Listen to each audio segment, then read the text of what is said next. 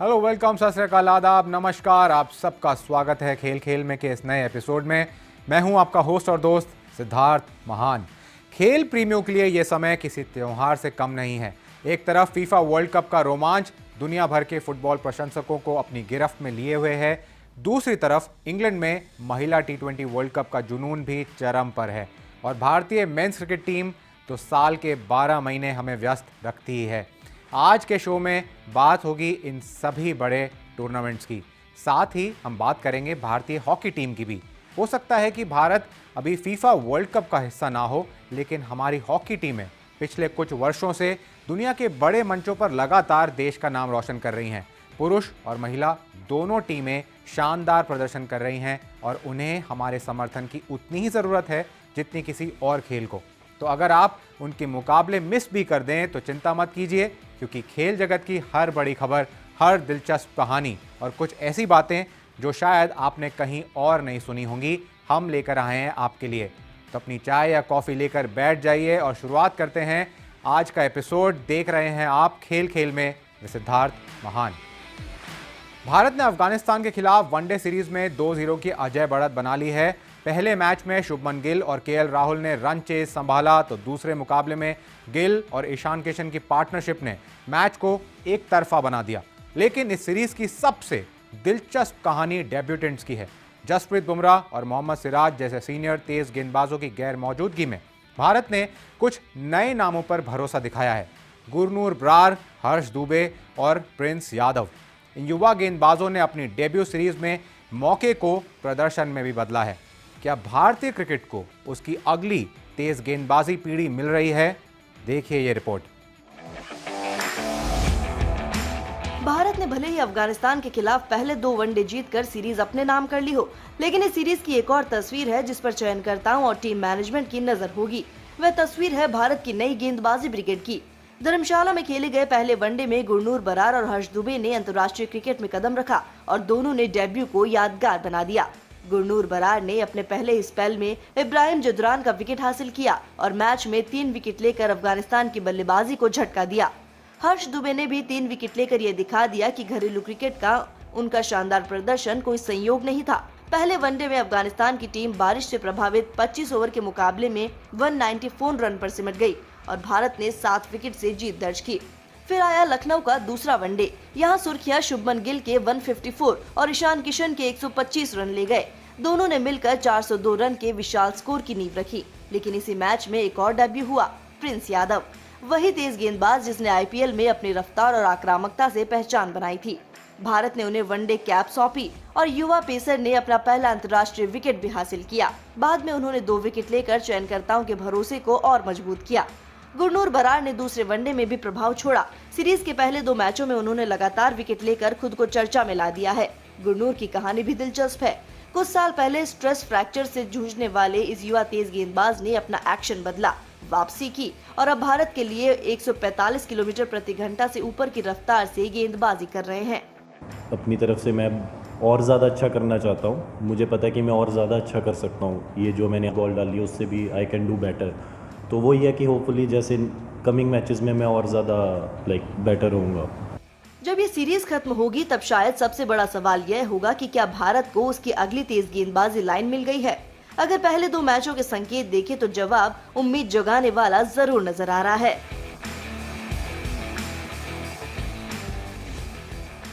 महिला टी20 world cup में भारतीय टीम ने शानदार शुरुआत की है। पहले मुकाबले में आर्च राइवल्स पाकिस्तान को 64 रन से हराकर भारत ने अपने इरादे साफ कर दिए और फिर नीदरलैंड्स के खिलाफ 95 रन की एक तरफा जीत ने ये दिखा दिया कि हरमनप्रीत कौर की टीम ट्रॉफी की दावेदार बनकर इंग्लैंड पहुंची है। लेकिन इस शानदार शुरुआत के बीच एक चिंता भी सामने आई है। स्टार स्पिनर श्रेयंका पाटिल चोटिल होकर मैदान से बाहर चली गई और उनकी फिटनेस पर अब सभी की नजरें होंगी। 2 मैच, 2 बड़ी जीत, लेकिन असली परीक्षा अभी बाकी है। इंग्लैंड में खेले जा रहे महिला टी20 वर्ल्ड कप में भारतीय टीम की शुरुआत हुई उस मुकाबले से जिसका इंतजार हर क्रिकेट प्रशंसक को था, भारत वर्सेस पाकिस्तान। इस हाई वोल्टेज मुकाबले में भारत ने पहले बल्लेबाजी करते हुए 170 रन बनाए। स्मृति मांधना ने 68 रन की शानदार पारी खेली, जबकि हरमनप्रीत कौर और ऋचा घोष ने महत्वपूर्ण योगदान दिया। जवाब में पाकिस्तान की टीम 106 रन पर सिमट गई और भारत ने 64 रन की बड़ी जीत दर्ज की।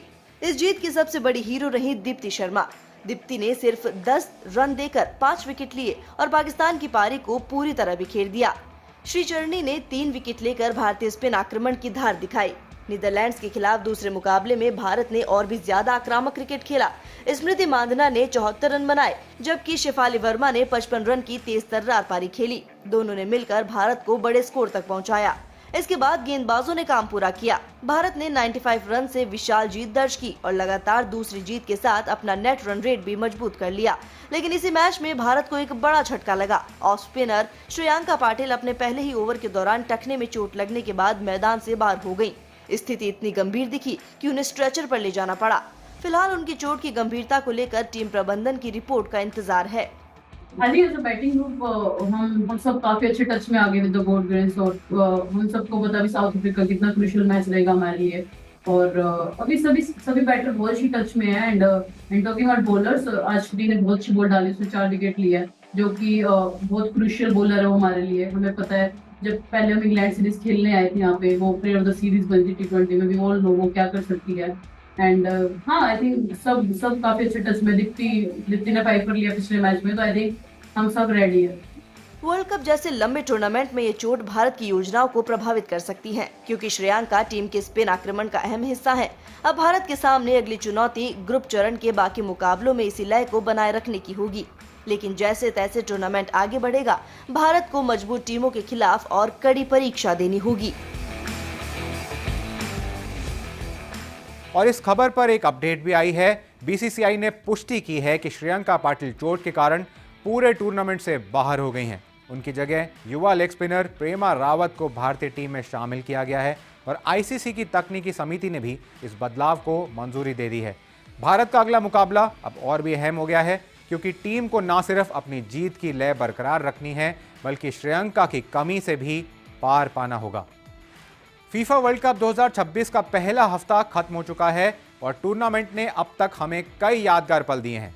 मेजबान देशों की शानदार शुरुआत, कनाडा की कतर पर 6-0 की बड़ी जीत और दुनिया के बड़े सितारों का मैदान पर जलवा।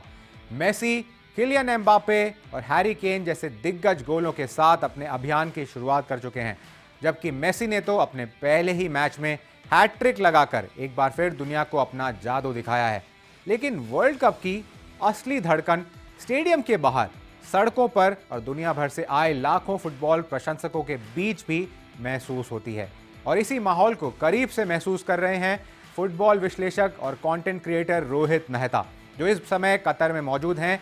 कतर की अपनी टीम भी वर्ल्ड कप में खेल रही है, ऐसे में वहां फुटबॉल का जुनून और भी अलग नजर आ रहा है।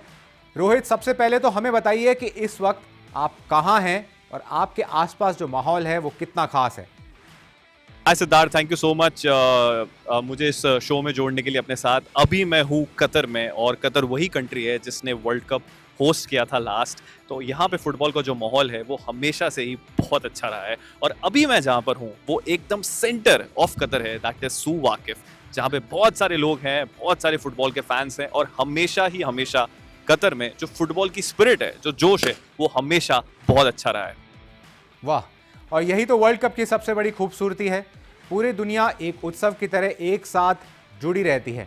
रोहित, आपने वहाँ अलग अलग देशों के फुटबॉल फैंस से बात करी है। आइए हमारे दर्शकों को दिखाते हैं कि आखिर इस वर्ल्ड कप का माहौल कैसा है। मैं हूँ अभी कतर में और यहाँ पे वर्ल्ड कप का माहौल हमेशा से अच्छा रहा है। अभी मेरे साथ फुटबॉल फैंस है और हम उनसे पूछेंगे कि उनका वर्ल्ड कप एक्सपीरियंस कैसा चल रहा है। So which country are you supporting in this world cup? World Cup, Yes. Brazil for sure. Brazil. Neymar for sure. Okay, but Neymar is not playing. Neymar hasn't played the first match, and I'm not sure if he's playing the second match. But I love him. I'm there to support him. Whether he plays or not, he's in the squad. I'm there for him. And do you think Brazil will win the World Cup? Actually, no, but yeah, we are just supporting it for fun. Yeah. Okay. Samba, yeah. Oh, thanks. Yeah. And who do you support in this World Cup? Portugal. Portugal.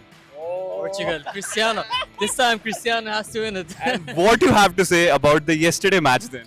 Disappointing. Honestly, disappointing. But we'll hope for the next game, inshallah. Okay. We'll hope. And what about the performance of Messi? Oh. Now we cannot talk. now we cannot talk. Yeah. And brother, who are you supporting in this World Cup? I'm supporting Egypt. Egypt has done a draw with Belgium. What do you say about Egypt performance, especially Mohamed Salah? Okay. At the last season, he was not playing very well, but yeah, he's playing now better. So the last match was actually average. So I hope we win the second game and the third game against Iran, which is very late at 6 a.m. I don't know who's up at that time. And yeah, we hope we qualify at the next round. All the best, all the best. And brother, who are you supporting? I support Egypt, of course, but still there is Argentina because Messi is there, you know. Oh. The GOAT. So Argentina's next match is against Austria. So what do you think Messi will perform better in the next match? Of course. You know, this another hat trick. You can wish that, you know. Okay. So you're supporting Brazil, he's supporting Portugal, he's supporting Egypt, and he's supporting Argentina. So let's see, there's a great moment, and let's see who will win the World Cup. But thank you so much guys for talking to us. Thank you so much. Rohit, अब जरा मैदान के अंदर की बात करते हैं। World cup का पहला हफ्ता पूरा हो चुका है। कुछ टीमों ने उम्मीदों के मुताबिक प्रदर्शन किया है, तो कुछ ने चौंकाया भी है। एक दर्शक और विश्लेषक के तौर पर अब तक टूर्नामेंट आपको कैसा लगा है? किन टीमों ने सबसे ज्यादा प्रभावित किया है और कौन सी टीमें अभी भी अपने सर्वश्रेष्ठ खेल की तलाश में दिख रही हैं आपको? हाँ देखिए सिद्धार्थ, ग्रुप मैचेस का एक राउंड कंप्लीट हो चुका है, लेकिन सबसे कमाल की बात यह है कि एशियन कंट्रीज ने बहुत अच्छा परफॉर्म करा है। साउथ कोरिया ने चेक रिपब्लिक को बीट करा है, जापान ने नीदरलैंड्स के साथ ड्रॉ करा है, और ये अपने आप में बड़ी बात है। तो it's a good start for Asian countries, और मुझे लग रहा है कि ये वर्ल्ड कप हमेशा की तरह सरप्राइजिंग होने वाला है। और जब वर्ल्ड कप की बात होती है तो चर्चा बड़े सितारों के बिना अधूरी रहती है। लायनल मेसी, क्रिस्टियानो रोनाल्डो शायद आखिरी बार वर्ल्ड कप मंच पर दिखाई दे रहे हैं। शुरुआती मैचों के बाद मेसी ने बढ़त बना ली है, जबकि रोनाल्डो को लेकर आलोचना सुनाई दे रही है। आप इस बहस को कैसे देखते हैं और क्या आपको लगता है रोनाल्डो एक बार फिर अपने आलोचकों को गलत साबित कर सकते हैं? जी सिद्धार्थ, अगर बड़े स्टार्स की बात करें तो Messi, Mbappe, Neymar, Vinicius Junior सब ने परफॉर्म करा है, लेकिन सिर्फ रोनाल्डो ने परफॉर्म नहीं करा है, और रोनाल्डो पे बहुत ज़्यादा प्रेशर है। काफ़ी मीडिया, काफ़ी एक्सपर्ट्स रोनाल्डो के बारे में कमेंट्स कर रहे हैं। तो पोर्चुगल के नेक्स्ट मैच में रोनाल्डो को परफॉर्म करना चाहिए। Everybody is looking up to him, उनके फैंस, उनके सपोर्टर्स। सो इस बार मुझे लगता है कि रोनाल्डो को परफॉर्म करना चाहिए। रोहित, अगले कुछ दिनों में कई बड़े मुकाबले होने वाले हैं। ऐसे में दर्शकों को किन मुकाबलों पर सबसे ज्यादा नजर रखनी चाहिए? जी सिद्धार्थ, अगर आने वाले मैचेस की बात करें तो 3 मैचेस बहुत अच्छे होने वाले हैं। Argentina versus Austria, Portugal versus Uzbekistan और स्पेन वर्सेस सऊदी अरेबिया। ये 3 मैचेस बहुत इंटरेस्टिंग और मजेदार होने वाले हैं। बहुत बहुत शुक्रिया Rohit. Thank you so much Siddharth, thank you so much. तो ये थे रोहित मेहता, कतर से सीधे वर्ल्ड कप का माहौल और टूर्नामेंट की बड़ी तस्वीर हमारे साथ साझा करते हुए। वर्ल्ड कप का कारवां अभी लंबा है, बड़े मुकाबले अभी बाकी हैं और कई कहानियां अभी लिखी जानी हैं। हम लगातार आपको मैदान के अंदर और बाहर की हर बड़ी हलचल से रूबरू कराते रहेंगे। भारतीय हॉकी के लिए हफ्ता शानदार रहा। एक तरफ पुरुष टीम यूरोप में दुनिया की दिग्गज टीमों को चुनौती दे रही है और मौजूदा विश्व चैंपियन जर्मनी को हराकर सुर्खियां बटोर रही है। दूसरी तरफ भारतीय महिला टीम न्यूजीलैंड में जीत दर्ज करते हुए प्रो लीग में वापसी के करीब पहुंच चुकी है। पुरुष टीम ने इतिहास रचा, महिला टीम फाइनल का टिकट कटा चुकी है और अब दोनों की नजरें अगले बड़े लक्ष्य पर हैं। देखिए ये रिपोर्ट। यूरोप में FIH प्रो लीग के दौरान भारतीय पुरुष टीम ने ऐसा प्रदर्शन किया जिसने पूरी दुनिया का ध्यान खींच लिया।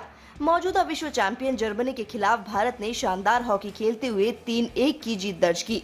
मनदीप सिंह, शिलानंद लकड़ा और नीलकांत शर्मा की गोलों ने जर्मन डिफेंस को लगातार दबाव में रखा और भारत ने मैच पर अपनी पकड़ बनाए रखी। ये उस टीम के आत्मविश्वास की झलक थी जो पिछले कुछ वर्षों में ओलंपिक पदक जीतने के बाद लगातार खुद को दुनिया की सर्वश्रेष्ठ टीमों में स्थापित करने की कोशिश कर रही है।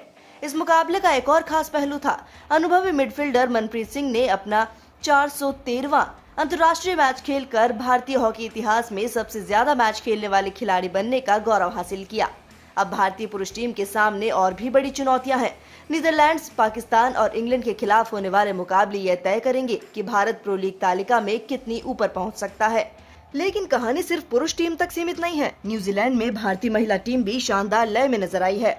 FIH नेशंस कप में भारत ने सेमीफाइनल में चिली को 6-0 से हराकर फाइनल में शानदार अंदाज में प्रवेश किया। भारतीय आक्रमण ने पूरे मैच में दबदबा बनाए रखा। अब भारत के सामने आखिरी चुनौती फाइनल की है। जीत सिर्फ एक ट्रॉफी नहीं दिलाएगी, बल्कि अगले सीजन की IFH प्रो लीग का टिकट भी पक्का कर देगी।